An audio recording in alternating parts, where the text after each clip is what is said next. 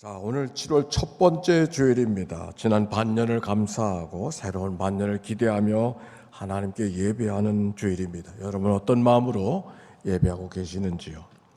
1274년도 서울에 일란성 쌍둥이로 태어난 자매가 있었습니다. 2살 무렵 시장에 갔다가 그만 길을 잃어버려서 한 아이를 결국 부모에게 돌아오지 못하고 미국으로 입양이 돼서 미국에서 살다가 2020년 40몇 살이 되었을 때 다시 자매가 만났습니다.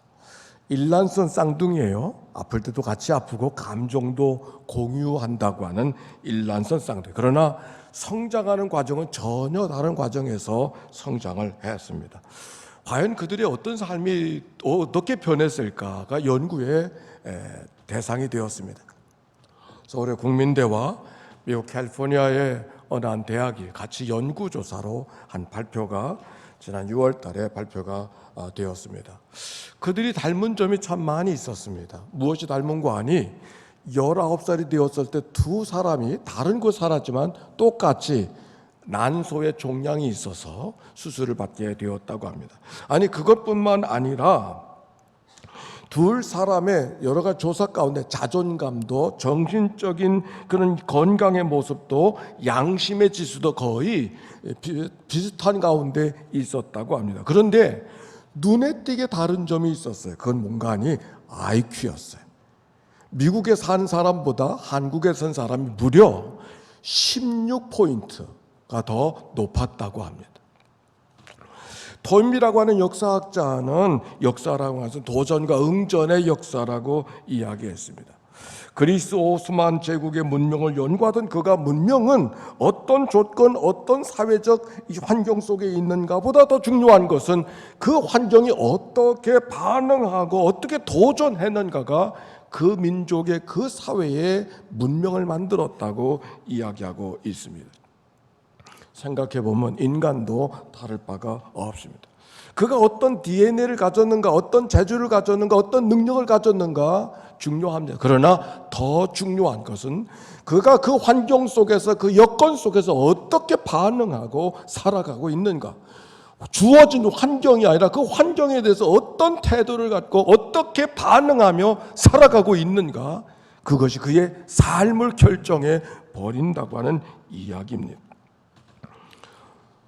지나온 반년을 살고 새로운 반년을 기다리는 주간. 여러분 이 반년이 어떻게 기다리고 있습니까? 순풍에 돛단 듯이 아무 일도 없이 그렇게 살아가기를 기대하고 계십니까? 오늘 성경에 있는 말씀으로 가겠습니다. 오늘 성경 아람의 장수 나아만이 고침받는 이야기가 오늘 성경 속에 기록이 되어져 있어요. 성경은 나아만 장수를 이렇게 소개하고 있습니다. 열왕기하서 5장 11절의 말씀 다 같이 펴고 같이 읽어볼까요? 시작. 아람 왕 군대 장관 나아만은 그의 주인 앞에 크고 존귀하나 그는 큰 용사이나 나병 환자였더라.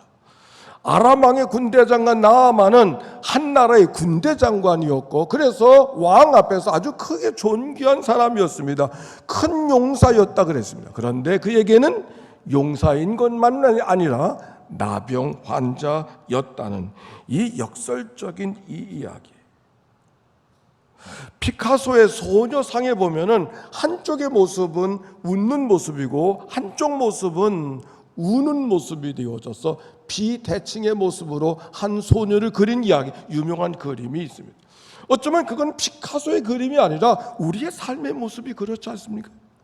오늘도 우리가 환한 얼굴로 하나님 앞에 예배하지만 우리의 또 다른 마음 속엔 울고 싶은 마음, 걱정하는 마음이 함께. 아니 그것이 나의 삶만이 아니라 우리의 살아가는 모든 삶. 한쪽에는 기뻐 찬송하지만 한쪽에서는 또 다른 안타깝고 탄식하는 눈물을 흘릴 수밖에 없는 또 다른 모습. 그것이 우리의 삶의 모습이고 우리는 그 삶 속에 우리가 어떻게 반응하고 살아가고 있는가가 우리의 삶을 결정해버리고 말 것입니다. 오늘 성경에 있는 말씀 나아만이 병이 들었습니다. 왕으로부터 온 나라가 다 걱정이 태산 같았습니다. 대장군이 병이 들었기 때문입니다. 그런데 뜻밖의 그 집에 이스라엘로부터 데려온 한 소녀를 통해서 기쁜 소식을 하나 들었습니다. 3절에 기록이 되어져 있습니다. 우리 주인이 사마리아에 계신 선지자 앞에 계셨다면 좋았을 뻔하였도다. 계셨다면 그가 나병 환자를 고쳐줄 수 있을 터인데. 사마리아 선지자라고 하는 것은 바로 엘리사를 말하고 있는 겁니다. 백방으로 노력해 보았지만 차도가 없었던 나아만이기 때문에 그 말에 귀가 솔깃했을 것입니다.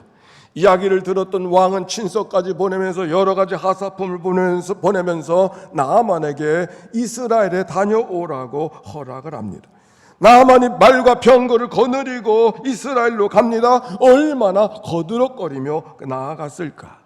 오늘 성경에 보니까 엘리사를 찾아가야 됨에도 불구하고 엘리사를 찾아가지 않고 먼저 이스라엘 왕으로 간 것을 보면은 그의 생각을 읽어볼 수 있는 것입니다.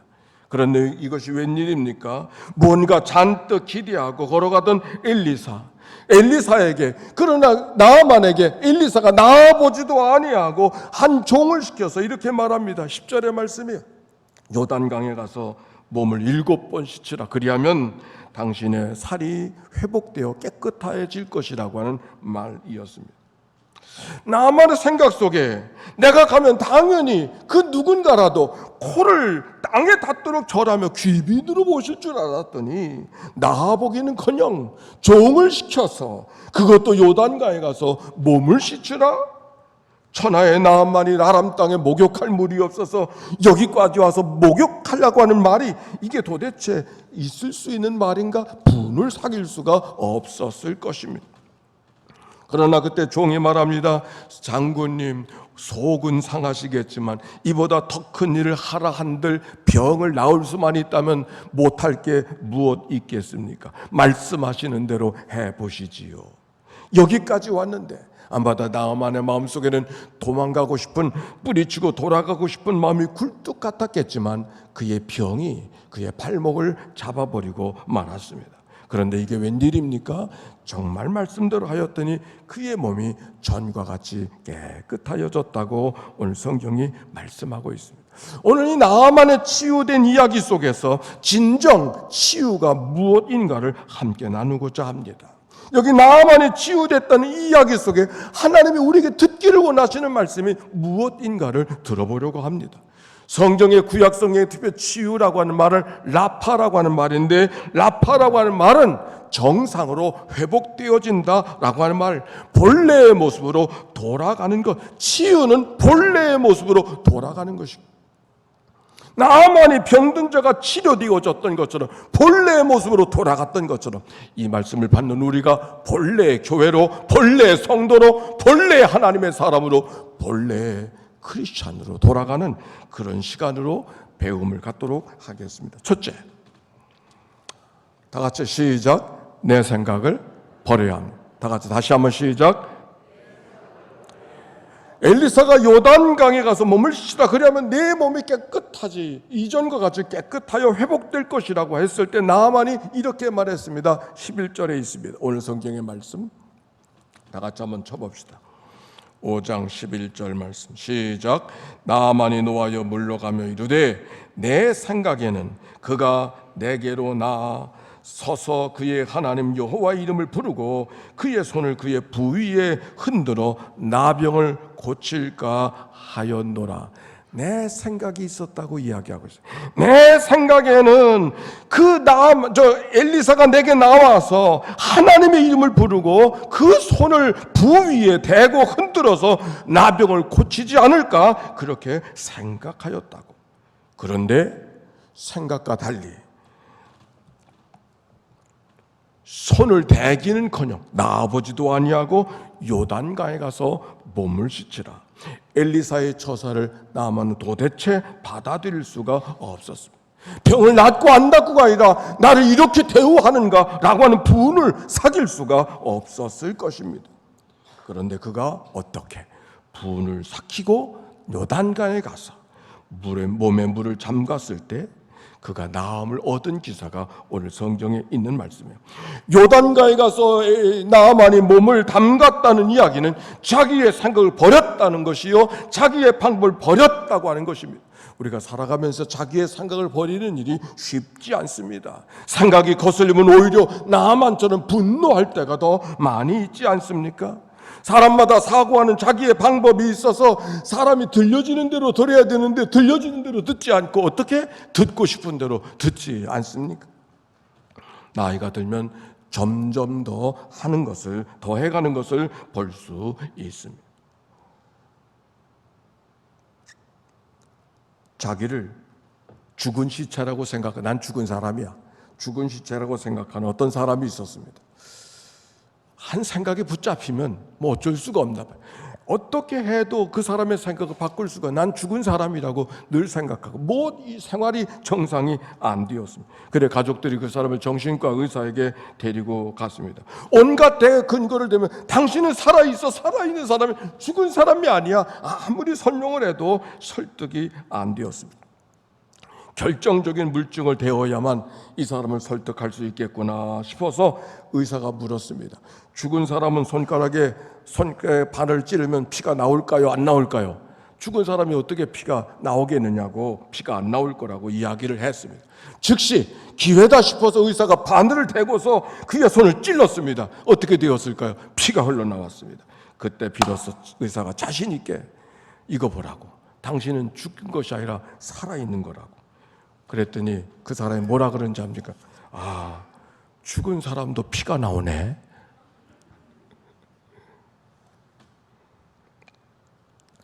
사람이 자기 생각에 붙들리면 얼마나 그 생각이 견고한지, 어떤 경우도 바꾸기가 쉽지 않은 거죠.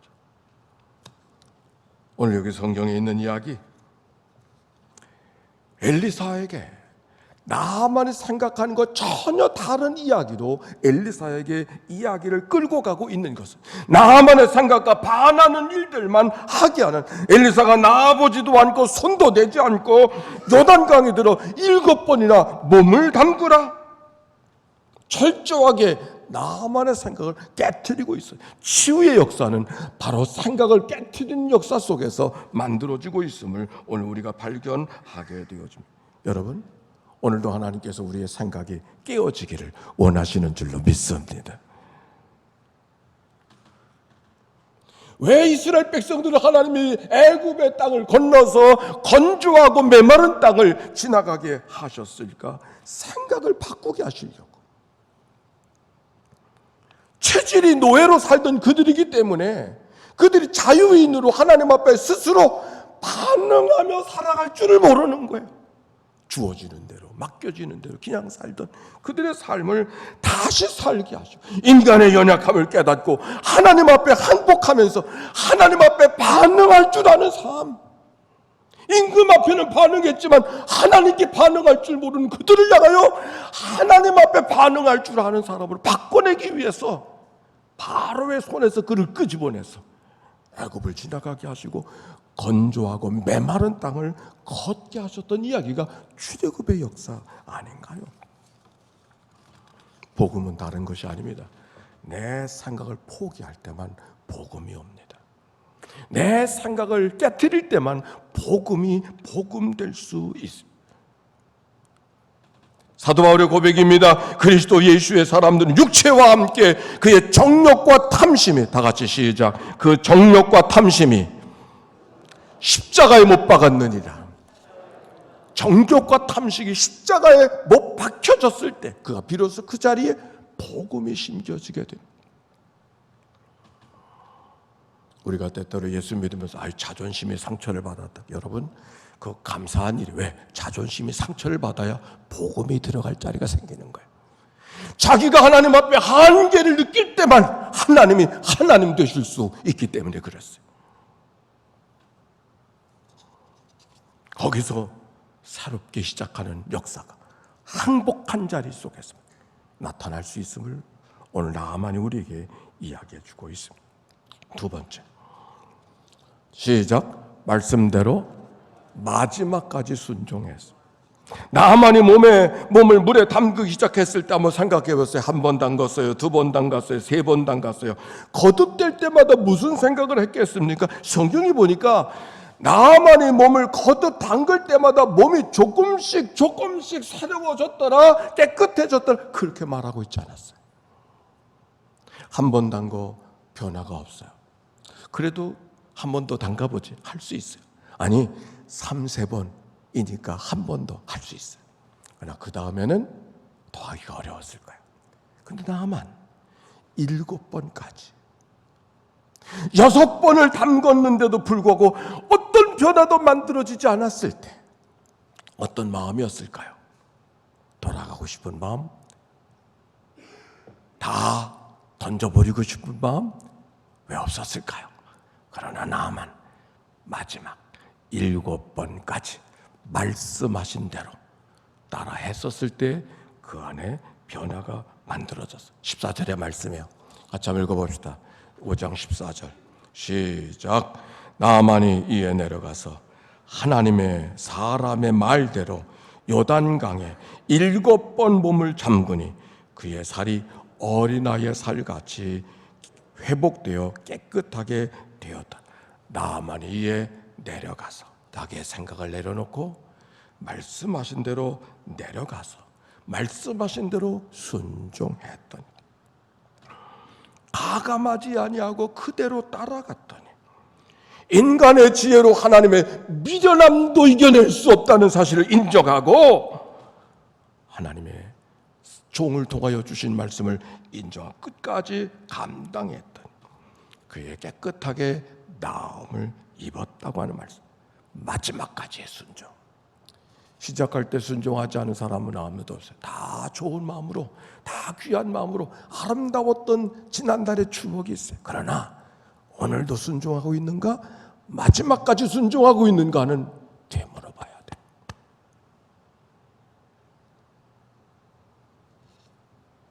왜 처음 사랑을 잃어버렸느냐고 말씀하셨을까요? 처음은 누구나 다 사랑으로 시작해요. 처음은 다 충성으로 시작해요. 처음은 다 아름답게 시작했어. 그러나 마지막까지 아름다운가? 주님은 그걸 말씀하고 계셔요. 아니, 주님은 그 사람을 기대하고 계셔요. 주님은 그렇게 되기를 원하고 계셔요. 아니, 그랬을 때 나만의 치료되어졌던 것처럼 우리의 삶도, 우리의 삶 생각도, 우리의 모든 것이 치료의 역사를 경험하게 하실 거예요. 오늘 성경의 말씀. 누가복음 5장에 예수님께서 베드로를 부르시는 장면이 있습니다.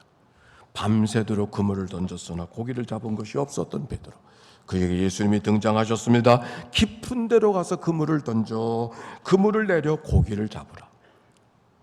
한 번 밤 그물 던지는 거는 누구든지 할 수 있을는지 모르지만 밤을 새웠던 베드로, 그것도 깊은 곳은 가까운 곳이 아니라 먼 곳을 말하는, 수고해야 갈 수 있는 곳이 깊은 곳, 깊은 곳은 먼 곳이잖아요. 깊은 곳은 깊다는 것만이 아니라 그물을 던지는 자리가 아니라 쉽게 오늘 사는 언저리가 아니라 다른 곳으로 가라는 말씀이죠. 거기에 그물을 던졌더니 그물에 고기가 애운 것이 많아 찢어질 정도가 되었다고 말하고 있습니다. 우리의 생각이 뭔지, 우리의 연륜이 뭔지, 배웠다고 하는 게 뭔지, 오히려 하나님의 말씀을 가감하고 재단하고 판단하고 살아갈 때가 얼마나 많이 있는지. 이사야서 55장 내 생각은 너희 생각과 다르니 하늘이 땅보다 높음같이 내 생각이, 내 길이 너희 길보다 높고 내 생각이 너희 생각보다 높다고 하셨어. 이해할 수 없지만 판단하지 말고 오히려 기대하고, 아직 다가오지 않은 6개월이지만 판단하지 말고 오히려 기대하며 하나님의 생각은 내 생각과 다를 것이다.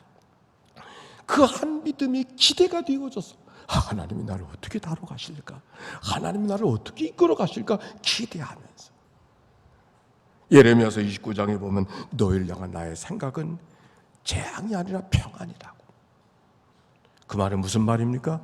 그들이 오늘 경험하는 건 재앙이었어요. 나라를 잃어버렸어요. 왕을 잃어버렸어요.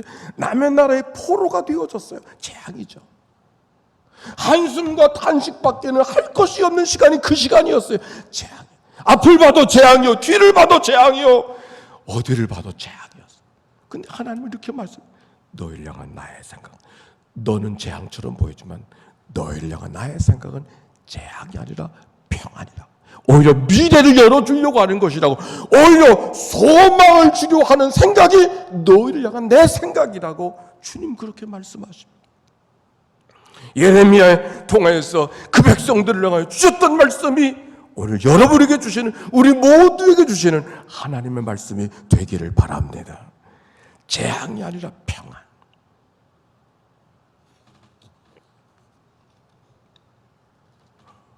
하나님의 말씀은 살았고 운동력이 있어 어떤 날쌘 것보다도 예리하여 혼과 영과 관절과 구슬을 찔러 쪼개기까지 한다고 말씀했습니다. 순종이 그렇게 쉽진 않습니다. 왜? 종의 말에 순종하는 거기 때문에, 소녀의 말에 순종하는 거기 때문에, 무시해도 될 만한 엘리사의 말에 순종하는 거기 때문에 순종이 말처럼 쉽지 않아요. 그러나 하나님을 향한 순종은 하나님을 향한 순종이 아니라 소녀의 말에 귀를 기울이는 것이요, 종의 말에 마음을 두는 것이요, 하나님의 역사 인도하심이 그 언어 속에, 소녀의 언어 속에 종의 말을 통하여서 하나님의 나를 이끌고 계시다고 하는 사실을 오늘도 믿음으로 고백하며 걸어가는 삶, 우리 모두 가운데 있게 되시기를 주의 이름으로 축원합니다. 마지막 세 번째, 시작. 한 번에, 다시 한번 시작. 나반이요 나가야서 7번 목욕했다 그랬습니다. 왜 7번일까를 생각해 봤어요. 왜 7번일까? 7의 숫자가 무슨 의미가 있을까? 더 깊은 물도 아니고 더 효험이 있는 물에 들어간 것도 아닌데 왜 7번이어야 될까? 네, 저는 이 말씀 속에 귀한 은혜가 있습니다. 하나님께서는 이 7번의 순종, 7번 목욕은 7번의 순종, 아니 그 얘기는 다른 얘기가 아니었습니다. 우리가 살아가는 생활 속에 그 7번이 한꺼번에 7번이 아니라 한 번 한 번씩의 7번을 의미하고 있는 것입니다. 7번이 중요한 것이 아니라 한꺼번에 7번이 아니라 한 번에 한 번씩 7번.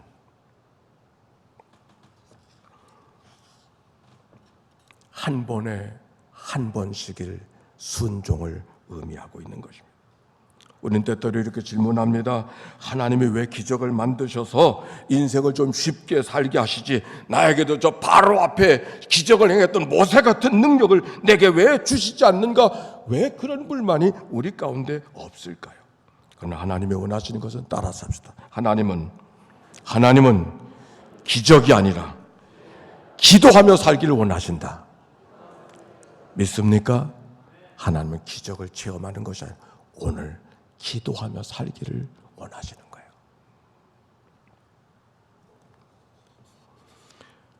아마 바로 앞에 섰던 모세의 기적만이 있는 그 능력만 구했다면 기도 없었을 거예요.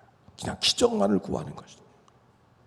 하나님이 우리가 원하는 건 기적이 아니라 오늘의 기도.